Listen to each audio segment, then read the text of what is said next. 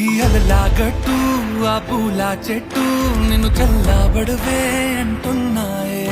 ఏం జరగనట్టు నువ్వు కరిగినట్టు నీ కరగనంటూ చెబుతున్నాలే. నీతో వాదులాడి గెలవాలేనే వన్నెలాడి. సరసాలు చాలండి ఓ శ్రీవారు, ఆఖరికి నెక్కేది మీ